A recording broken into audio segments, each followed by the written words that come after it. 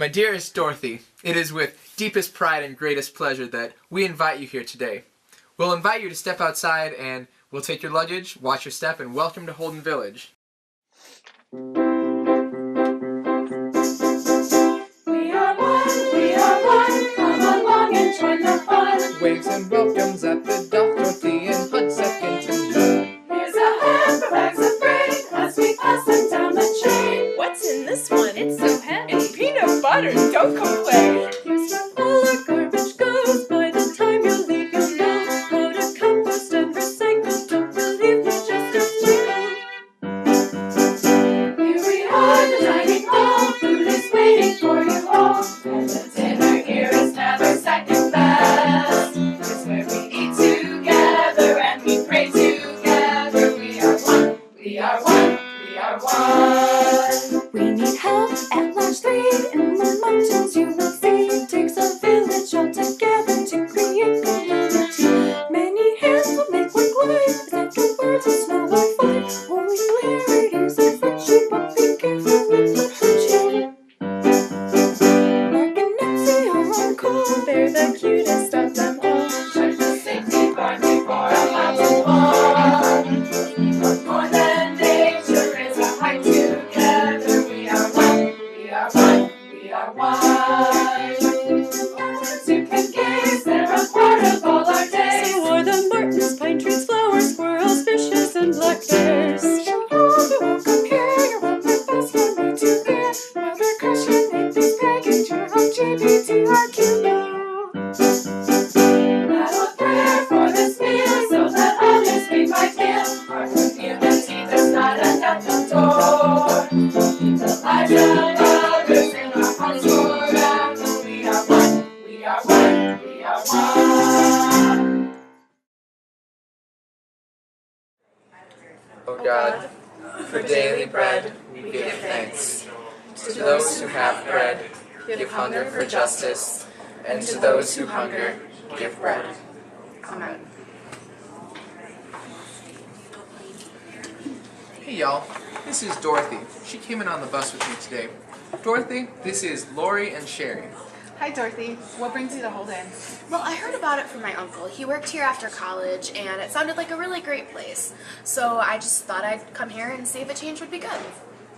What do you all do here?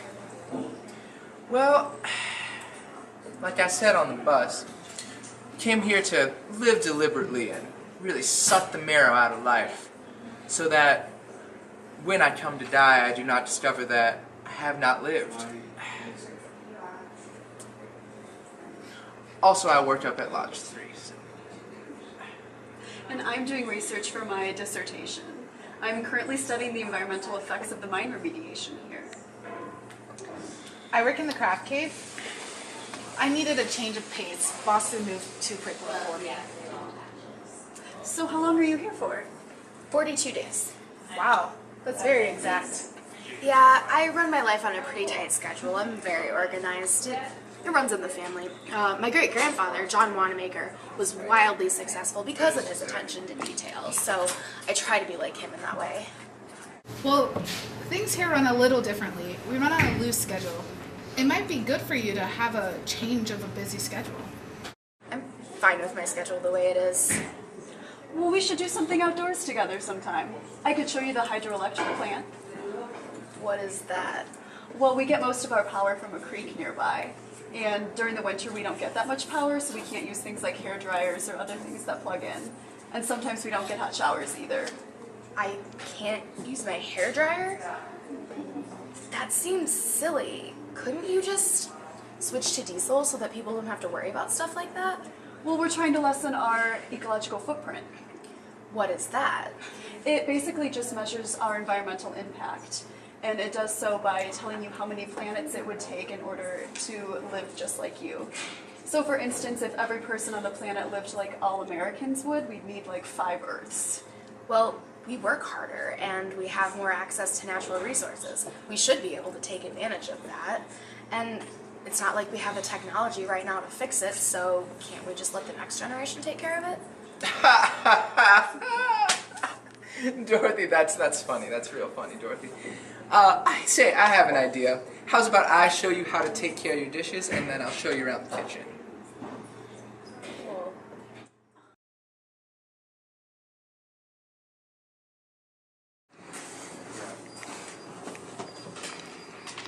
Wow, look at all of this bread. Where does it all come from? We make it all ourselves. You'll find out how to do that when you work in the kitchen. But wouldn't it save a lot of work and money for ingredients if you just bought it yourselves? I mean, it comes pre-sliced and everything. Well, Dorothy, here at Holden we like to make most things ourselves. I find that more satisfying than buying. Well, I mean, even if it is more satisfying, it's not always possible. Not everyone can afford to live a lifestyle like that. Well, you could if you didn't spend all your money at the mall.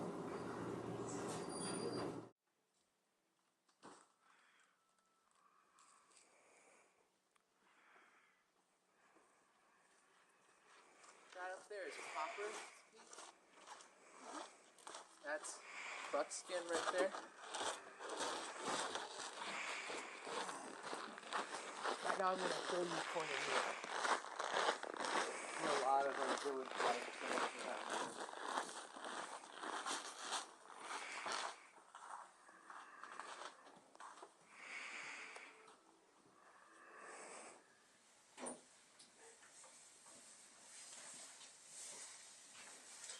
Well, Dorothy, this is the craft cave. You can make just about anything in here. Oh my goodness, look at all the pretty colors of fabric and the yarn. This place is so cool. Oh, what are you making? I'm making a bag to carry snacks when I go on hikes. That seems like a lot of work. How long does that take? Oh, I don't know. I've been working on it a few days and I'm about halfway done. What a waste of time. Couldn't you just buy a backpack? Why do you feel the need to buy everything? It's like you can't control yourself, like you're obsessed or something. What is that supposed to mean? Of course I can control myself. Think about all the stuff that you've bought. Do you really need all of it? All of it. There are no false needs. You only think that because of the culture you grew up in. People didn't always consume the way that they do now. You're just mindlessly being manipulated by a corporation. How am I being manipulated? I know exactly what I'm doing when I buy things. Wanting things doesn't make me mindless. You only want it because corporations are telling you that you want it. They use things like color, light, and glass to catch your attention, draw you in, kind of like a moth to a porch light. Okay, but isn't there color, light, and glass here? Isn't that the same thing? Well, you know, Dorothy, the two are different. You know, corporations use color, light, and glass as strategies of enticement, making you want to buy the things that they're selling. But here in the craft cave, it's you that control the color, light, and glass. See those mosaics over there? People made those and then put them up. It was all under their own control, but if you go to a place like Times Square, with all the neon lights and display windows and flashy signs, those are just all businesses and corporations just trying to draw you in and buy their things. Mess with your mind. Okay, Lindy, that's enough. We've all heard this from you before. How about you go show her the village center? Well, she's right, Dorothy. Let me go show you the village center.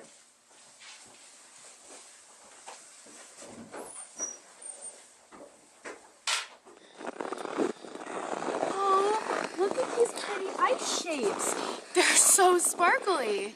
That there is called surface horror. It forms on the surface of the snow on cold nights. May be pretty, but it's actually dangerous. What do you mean? Well, when more layers of snow build on top of a surface horror layer, it's very unstable because surface horror is fragile and weak. It usually causes avalanches. You know, Dorothy, it's kind of like all that shopping you do. Commodities may be pretty and enticing, but basing your entire life and a whole society on those things makes for an unstable existence. It's bound for failure, ultimately. It's better to base your life and happiness on something more secure and safe. I don't get it. Well, you know, Dorothy, I have something to show you. Follow me this way.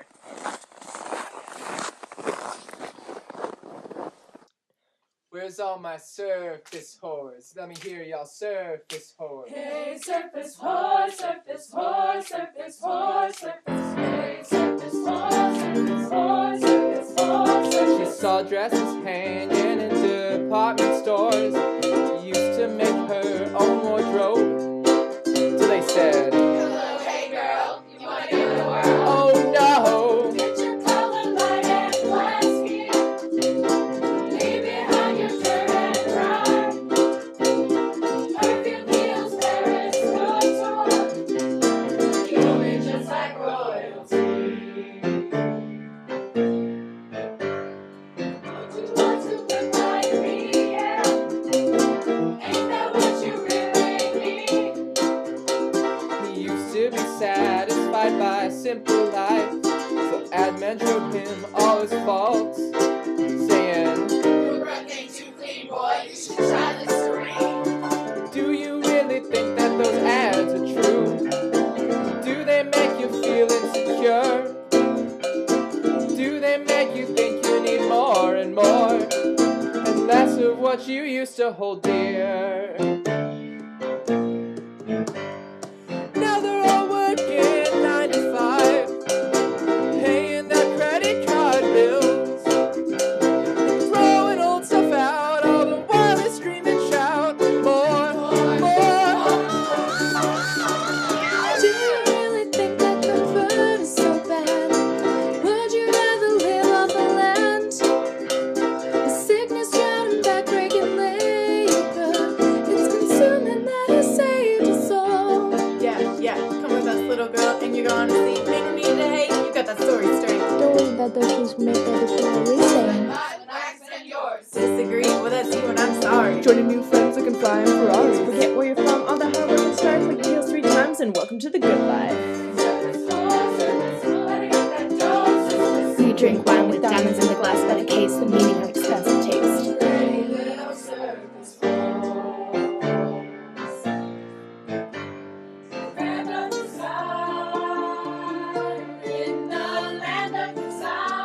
You're on a fine wire.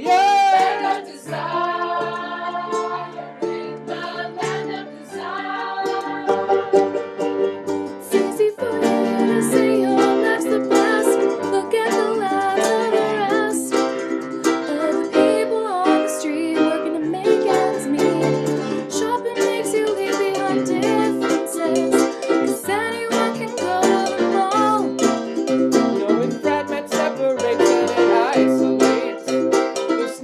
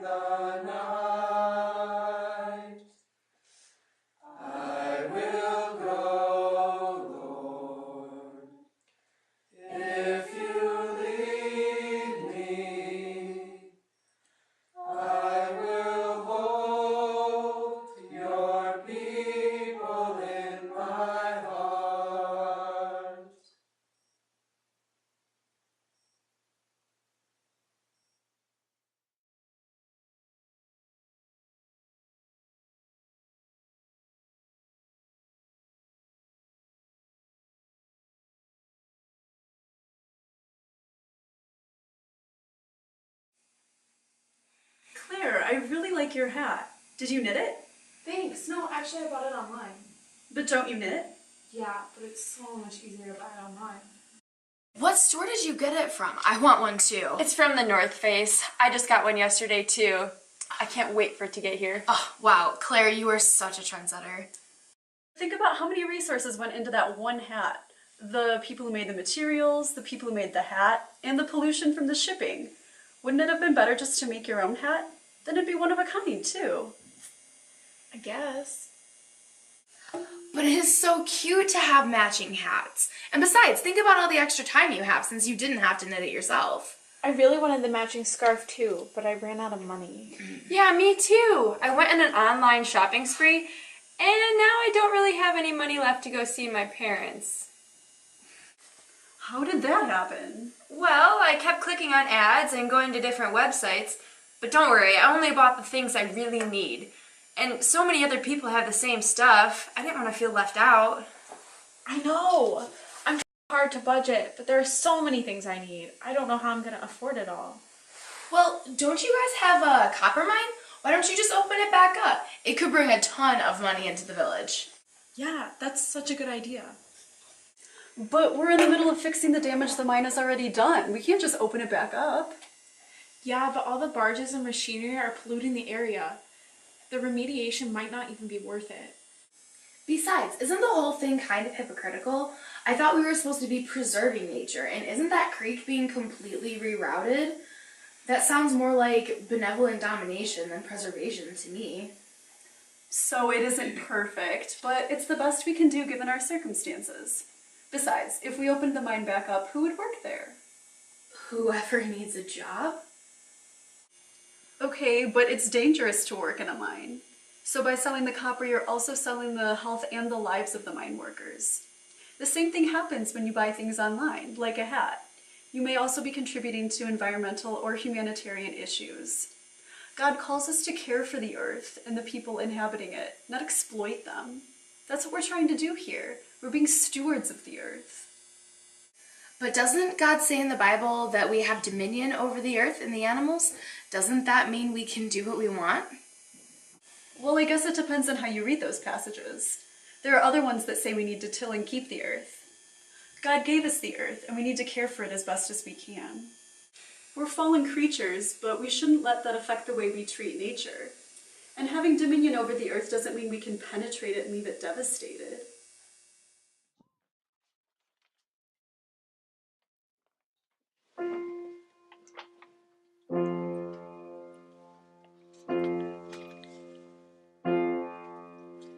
You think you're God's most perfect creation. Oh! With the way you read the Bible, I can see why you think so.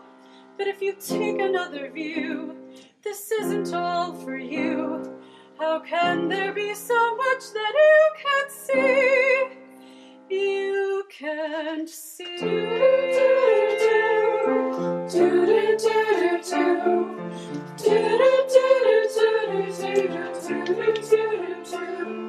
Say that all of nature is your family.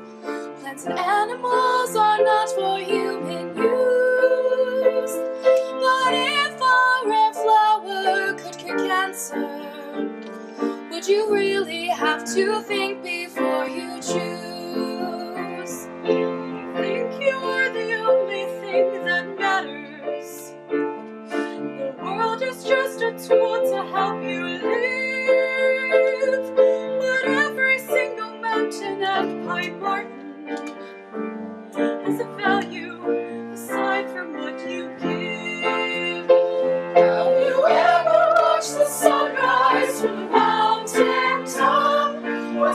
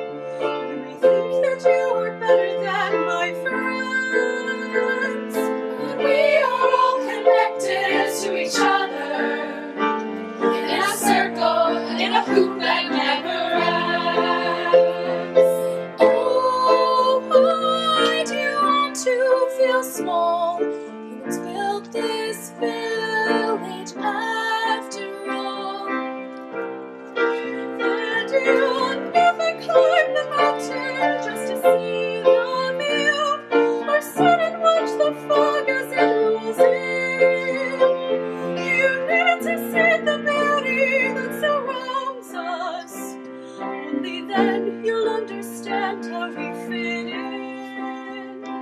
You can own the earth and still all you'll own is earth until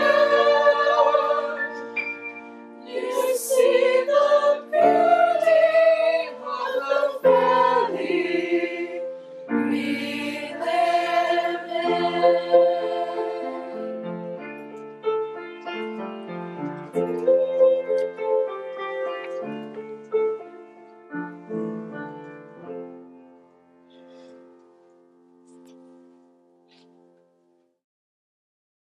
For my matins this morning, I will read an excerpt from the book Einstein's Dreams, written by Alan Lightman. In this world, it is instantly obvious that something is odd. No houses can be seen in the valleys or plains. Everyone lives in the mountains. At some time in the past, scientists discovered that the time flows more slowly the further away from the center of the earth. The effect is minuscule, but it can be measured with extremely sensitive instruments. Once the phenomenon was known, a few people anxious to stay young moved to the mountains. Now, all houses are built on Dom, the Matterhorn, Monte Rosa, and other high ground. It is impossible to sell living quarters elsewhere. Many are not content simply to locate their homes on a mountain. To get the maximum effect, they have constructed their houses on stilts. The mountaintops all over the world are nested with such houses, which from a distance looks like a flock of fat birds squatting on long, skinny legs. People most eager to live longest have built their houses on the highest stilts. Indeed, some houses rise half a mile high on their spindly wooden legs. Height has become status. When a person from his kitchen window must look up to see a neighbor, he believes that neighbor will not become stiff in the joints as soon as he will not lose his hair until later, will not wrinkle until later, will not lose the urge for romance as early. Likewise, a person looking down on another house tends to dismiss its occupants as spent, weak, and short-sighted. Some boast that they have lived their whole lives high up, that they were born in the highest house on the highest mountain peak and have never descended. They celebrate their youth in their mirrors and walk naked on their balconies. Now and then, some urgent business forces people to come down from their houses, and they do so with haste, hurrying down their tall ladders to the ground, running to another ladder or to the valley below, completing their transactions, and then returning as quickly as possible to their houses or to other high places. They know that with each downward step, time passes just a little bit faster and they age a little more quickly. People at ground level never sit. They run while carrying their briefcases or groceries. A small number of residents in each city have stopped caring whether they age a few seconds faster than their neighbors. These adventuresome souls come down to the lower world for days at a time, lounge under the trees that grow in the valleys, swim leisurely in the lakes that lie at warmer altitudes, roll on ground level. They hardly look at their watches and cannot tell you if it is Monday or Thursday. When the others rush by them and scoff, they just smile. In time, people have forgotten the reason why higher is better. Nonetheless, they continue to live on the mountains, to avoid sunken regions as much as they can, to teach their children to shun other children from low elevations. They tolerate the cold of the mountains by habit and enjoy the discomfort as part of their breeding. They have even convinced themselves that thin air is good for their bodies, and following that logic, have gone on spare diets, refusing all but the most gossamer food. At length, the populace have become thin like the air, bony, old before their time. We are becoming the people who have houses on stilts. We used to be equals lying in the grass looking at the sky, but now we are slowly entering this race to build higher and be better. This isn't how it's supposed to be. Holden, despite being a village in the mountains, has always been grounded. However, we are becoming increasingly aware of the loss of every passing second. People no longer sit in the craft cave for 3 hours, no longer get lost in conversation, and no longer take all-day trips to Holden Lake. What we do need to do, we are now rushing through to do in as little time as possible. But when you live in a house on stilts, there's always a chance that the stilts could break. We are beginning to connect to each other through commodities, and our spiritual connections both to each other and God are becoming thin as air does as one travels higher. We all know that time moves differently here than it does most places. And as that changes, the things that make this place special will also change. There is no longer time to discuss Bible verses over freshly brewed coffee. There is no longer time for impromptu dance parties in Chalet 3. And we no longer peel away the hours in the dining hall playing bananagrams. These all sound like unnecessary activities, but they are a part of what holds this community together. As time becomes more precious, we are losing precious moments, like waving goodbye to a bus or chaining food into the kitchen. Personal relationships are becoming business relationships. If we continue in this direction, we will lose our hold on what Holden is. We can stop this. First, we need to see that time is not a commodity and consumption is not our say, that consumption is not our first priority. The race to have more time is similar to the race to have more things. Some people like to say that consumerism is democratizing, but just like people in the story tried to build higher to be younger, like those above them, people here and all over the world are trying to buy more to be like those who have more. Wealth is not measured in money and objects, but in love and community. Holden is supposed to be a leveling place. Everyone does garbology and everyone does dish team. No one should be above anyone else. I'm offering this as a warning to us all. Be conscious of your sense of time, your perceptions of relationships and friendships, and how you feel Holden as a place. Please don't let go of sense. Let go of the stilts. Good job. That was very well done. That was really interesting, but I don't understand why you think getting more done is such a bad thing. It's when it starts hurting relationships and affecting the community. Holden runs on polychronic time. What is polychronic time? Polychronic is an approach to time that's more people-oriented. People here do multiple things at once, and when it's finished, they're done, not when the clock says so. It's more organic and slower paced. Yeah, I've heard of that. The opposite is monochronic time. It's more of a linear, ordered approach. People do things one at a time and stop when the clock tells them to do something else. That sounds like the way the entire country runs. Yeah, but there are problems with that. Like what?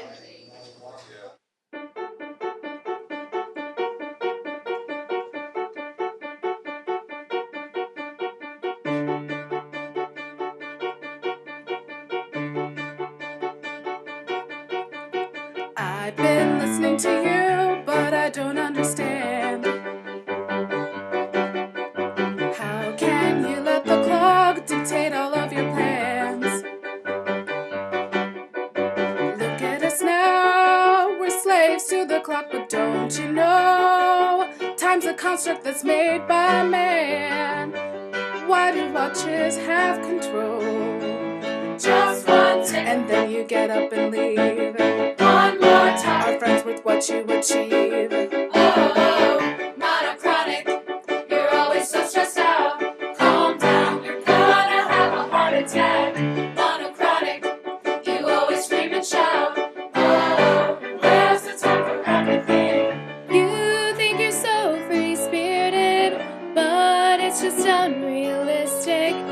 How do you ever get things done? Monochronic, no need to rush around. Enjoy life, it's okay to slow things down.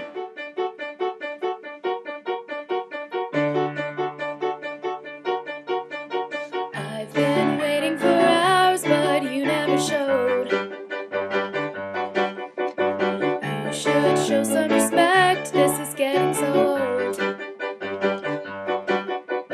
Look at the clock and come when you're told. You have to know that we can't all just live like you. We all have things to do. Just one tick, And I know it's time to read. one more time. And I know it's time to sleep. Oh, monochronic, you're always so stressed out.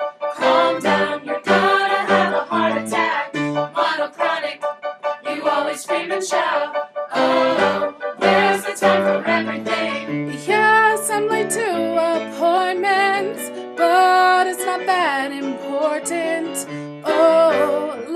always gets in the way. Monochronic, you can't always plan. Sometimes life has its own rhythm. Monochronic, no need to rush around. Enjoy life, it's okay to slow things down.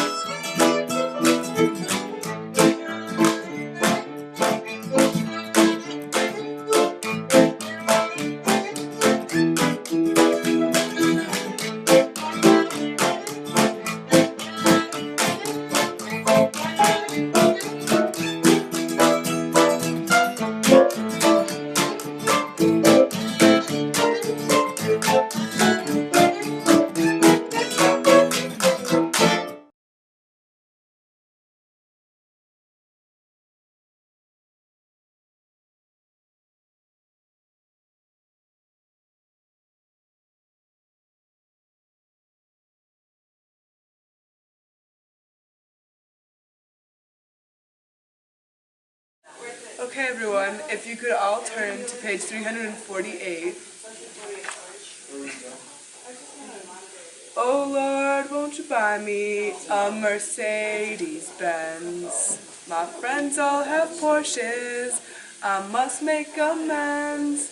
Worked hard all my lifetime, no help from my friends. So Lord, won't you buy me a Mercedes-Benz?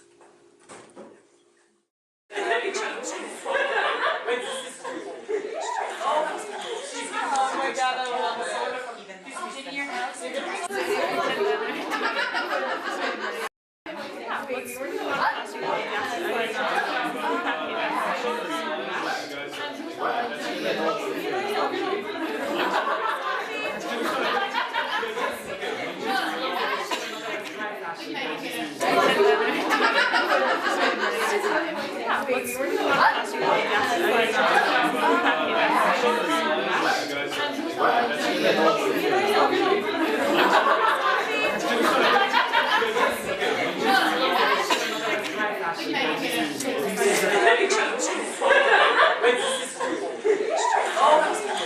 Oh my God, I love it.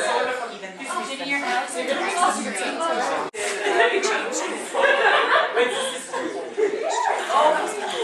Oh my God, I love it. Oh, I forgot to look. I feel like if I buy you a picture, you're gonna be like, she's not really as beautiful. Well, no, I actually have no idea like what she looks Where? like. So Just find the picture. I want to see what Grace Kelly looks like. Same here.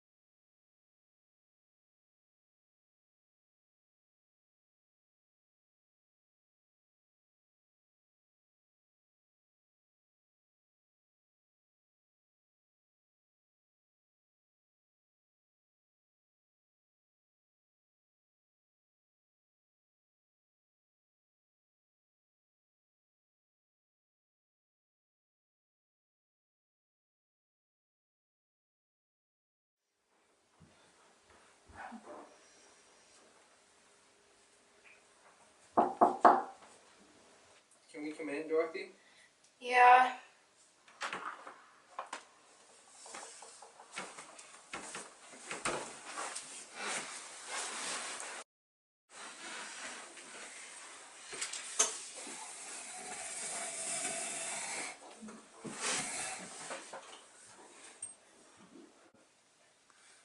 I'm so sorry, you guys.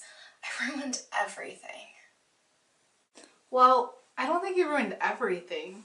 You changed a lot of things, and not a lot of them were good. But I think we also learned a lot from this experience about ourselves and about you. Exactly, and that's part of what Holden is all about. Everyone who comes here changes the place a little bit, and in turn they're changed by it. You just have to find a balance between those two things, and in your case, instead of trying to, change yourself to always a little bit, you try to change everything here. But by changing everything, I also ruined it. There was hardly anyone at Vespers tonight, and everyone is so different. Those are things that we can change back.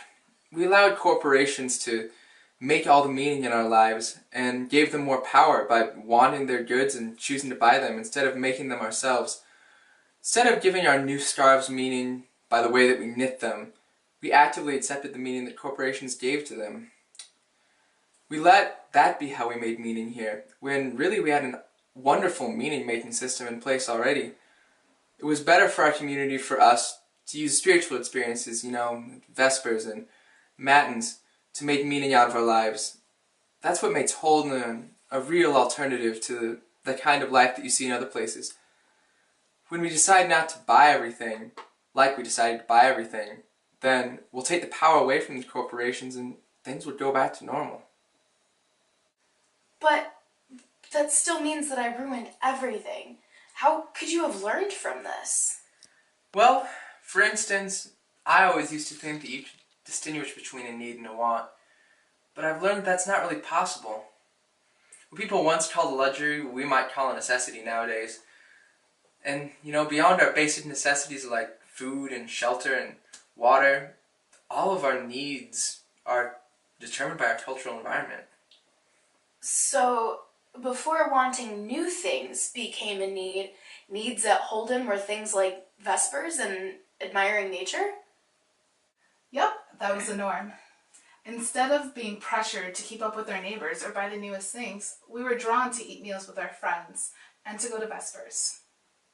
Or going hiking or skiing on our afternoons off. Okay, but what about everything else?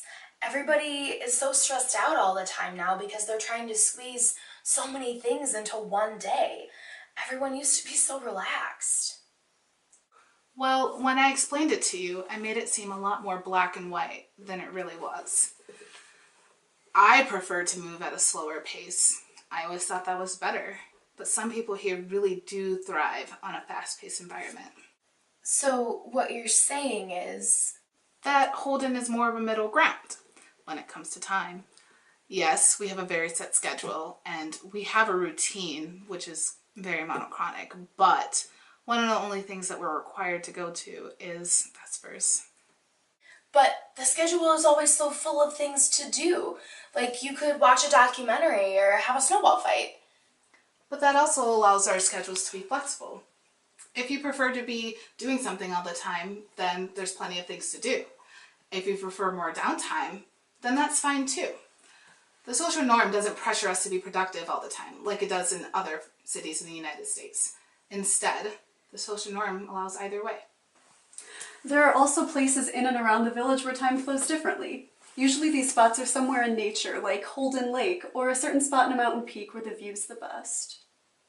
Despite all of that, because of our scheduled meal times and worship every day, we all come together as a community. But there are so many different kinds of people here and so many people come and go. How can you call that a community? Well, it still has its regulars. And even when people come and go, they're still able to be comfortable here. Holden is like a home away from home, a leveler. No one is above anyone else, and no one is exempt from pranks, which helps people bond. But what about all of the environmental impacts? Everything was so clean before. Well, we weren't and probably never will be perfect. Food has to be shipped here and the bus goes down the mountain at least 3 times a week. I guess that's true. The 3 of us have kind of been acting like Jeremiahs, and Jeremiahs can be kind of elitist. We all thought that our way was the best way, but really we just had a lot to learn. It's good to be environmentally conscious, and I still love the connection that I have to nature. But now I know that humans are also important too. We just have to find a balance, and I think I find that in my faith. There are passages in the Bible about the importance of people and the importance of nature. And the Eucharist sermons almost always have something to do with nature. Everything is connected, and when we honor those connections, our community functions much better. You know, these are just our views of Holden from the time that we've spent here. Other people that have spent longer or shorter periods of time might have different opinions of it. In the end, we can only explain things in terms of our own feelings. Other people will just have to experience it themselves. I definitely understand that. Holden seems to be such an impossible place to explain. We had a community, I guess, when everyone was buying new things, and where I live, everyone does that too, and it's still a community, but it's superficial. Here, there are other aspects that bind people together, like faith, which can replace buying goods. The community is stronger, and at the end of the day, it is such a surprising gift. Oh, Dorothy.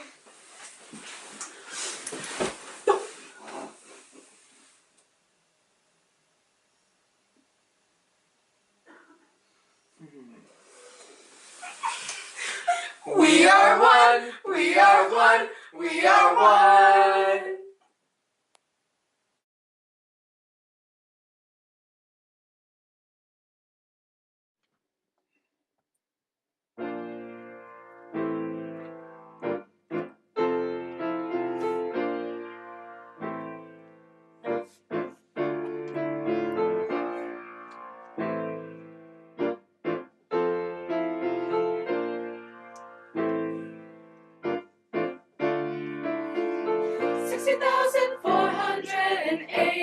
Minutes, 60,400 moments so dear, 60,480 minutes.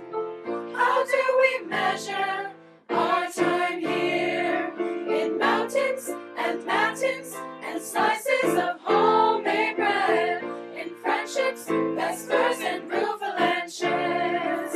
In 60,480 minutes, how do you measure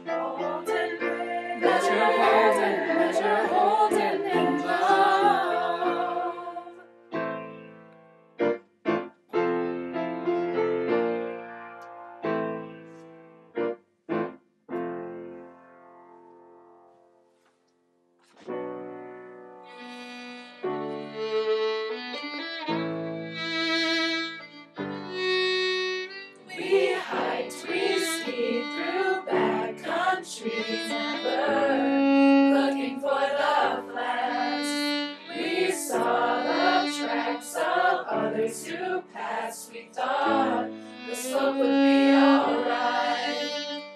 Don't you ever say we'll just be down these 37 degrees. I can't help but start seeing for my life is going to crush me now.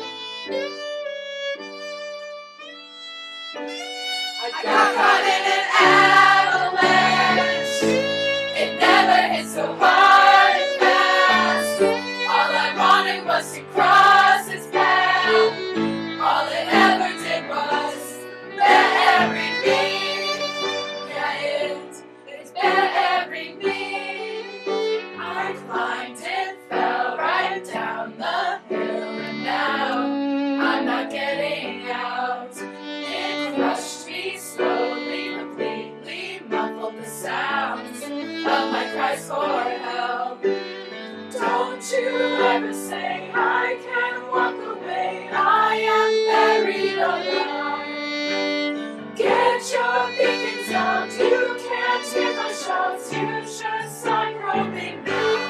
I should have done some tests before I skied across the surface floor. All I wanted was a future tour. All I got was why I did. Yeah, the why I did. I guess I should have seen the signs.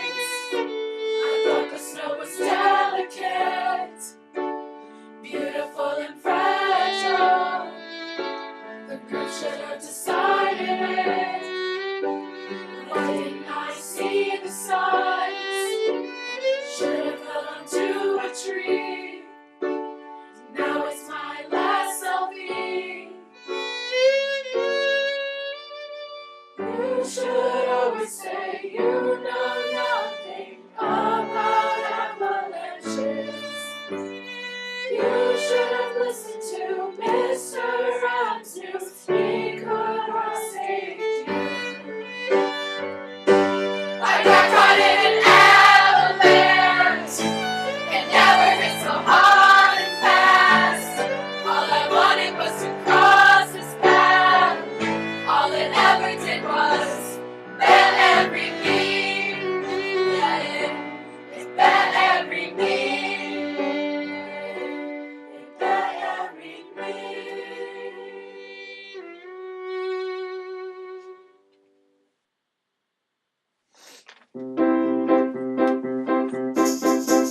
We are one, come along and join the fun. Waves and welcomes at the dock, Dorothy and Hud second to none. Here's a hand for bags of grain as we pass them down the chain. What's in this one? It's so heavy. It's peanut butter, don't complain. Here's where all our garbage goes. By the time you leave, you'll know how to compost and recycle. Don't believe me, just explain.